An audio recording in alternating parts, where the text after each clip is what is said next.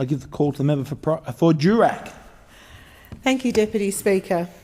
I do rise today to speak on this bill, an important subject in my electorate of Durack, with its diverse population of 90,000 odd, spread across 1.6 million square kilometres, the biggest and most remote electorate in Australia, and of course the second biggest electorate in the world.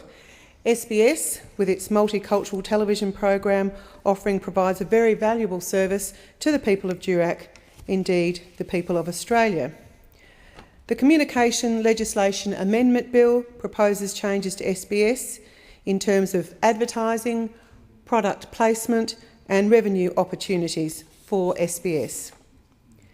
The Communication Legislation Amendment, SBS Advertising, Flexibility and Other Measures Bill 2015 includes measures that provide SBS with increased flexibility on the scheduling of advertising and clarifies SBS's ability to earn revenue through product placement during programming. It does not change the current restrictions on the overall amount of advertising of 120 minutes per 24 hours. Importantly, this does not represent a commercialisation of SBS. SBS currently has a limit of 5 minutes of advertising per hour, adding up to 120 minutes per day. And like other broadcasters, SBS earns the majority of its advertising revenue during peak viewing times between 6 p.m. and midnight, or when broadcasting special popular events like Eurovision that we've just heard about in great detail. This bill would enable SBS to schedule up to 10 minutes of advertising at higher rating times and less during slower and lower rating programs. The 120-minute daily cap remains unchanged, as opposed to the 350 minutes per day that commercial broadcasters can allocate to advertising and revenue generation. Deputy Speaker, like advertising, product placement, such as perhaps wearing a West wetsuit or perhaps showing someone drinking a glass of exquisite Lewin Chardonnay, earns revenue and subsidises the cost of actually making television programs. With more flexibility of product placement, SBS could increase its earnings, in particular during the broadcasting of popular cooking programs. Currently, SBS acquires programs for broadcast which contained product placement. However, this placement has been made by and for third parties, well before SBS has considered acquiring and broadcasting the program.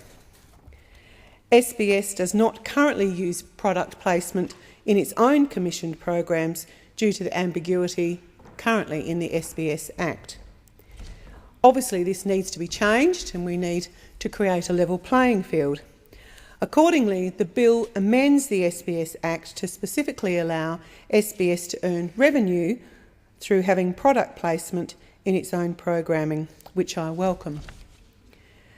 The new measures will inevitably lead to an increase in SBS's advertising revenue of approximately $28.5 million over 4 years from 2015 to 16. This, of course, is against the backdrop of a reduction of funding to SBS of some $50 million. Deputy Speaker, opposition to the amendments that I've been speaking about, of course, is to be expected. It is the way of the commercial world and, of course, the way of those opposite as well. But I make this next point very strongly. Let's consider 2013-14, which was the World Cup year. With higher than normal ratings, SBS earned some $73 million in revenue from advertising and sponsorship, while the commercial networks earned $3.9 billion. So, Deputy Speaker, this represents a share of less than 2%. This means that when the proposed amendments come law, even if SBS's revenue growth was at the expense of commercial broadcasters, it would of course constitute a minimal impact on their overall revenue. Deputy Speaker, I refer you to the submission to the Senate Environment and Communications Legislation Committee regarding the amendments we are discussing here today. This submission was made by the Federation of Ethnic Communities Councils of Australia, also called FECA. Now, not surprising, FECA has expressed its disappointment over the funding reduction, but nonetheless, notwithstanding the budget cuts, FECA still supports this bill, specifically Schedule 1, that provides SBS with its advertising flexibility. Deputy Speaker, in supporting the bill, FECA notes that the change will not increase the daily advertising limit of 120 minutes currently permitted, but would potentially lead to that $28 million that I referred to earlier in net incremental revenue opportunities up to 2018-19. FECA believes that the additional advertising revenue is necessary to ensure the role of SBS in supporting multicultural communities is not diminished. Deputy Speaker, the proposed amendments must be debated in the context of their value to society as a whole. Australia, as we know, is a multicultural society, and SBS was created to service our population by providing appropriate cultural and linguistic broadcasting services. Nothing has changed. Australia remains proudly and fiercely multicultural.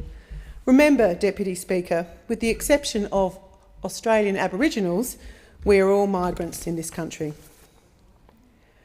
Australian people have been drawn predominantly from the people of other nations and have built a great nation. As a nation of migrants, we celebrate our origins in numerous ways, from festivals to Australia Day, Harmony Day, and of course in food, entertainment, history, and also heritage. We collectively rejoice in our uniqueness and the hard work of our migrants who have created this nation and our have-a-go approach to life.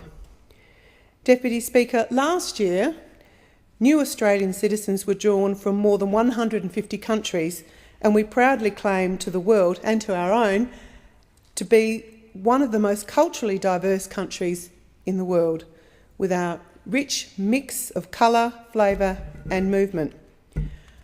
As a community and as the Parliament and as a nation and as the member for Durack, we're all very proud of the bipartisan support for multiculturalism in Australia. In my remote and rural electorate of Durack, we have at least 160 different countries represented. 72% were born in Australia, with the balance born in places as diverse as Vietnam, Yemen, South Sudan, Monaco, Greenland, Mexico and Botswana. More commonly though, Deputy Speaker, you won't be surprised that they were born predominantly in England, New Zealand, Philippines, South Africa, India, Germany and Ireland. Deputy Speaker, parliamentary colleagues, we all know of the high value of the SBS to our constituents. Indeed, I am also a fan of SBS and its diverse program offering that reflects the culture of my friends, neighbours and the constituents in Durack. Deputy Speaker, as we continue to debate the amendments to this bill, let us give heed to the fact that SBS provides a much-needed quality service from education and news to education and current affairs for the Australian population, not only just for our ethnic brothers and sisters.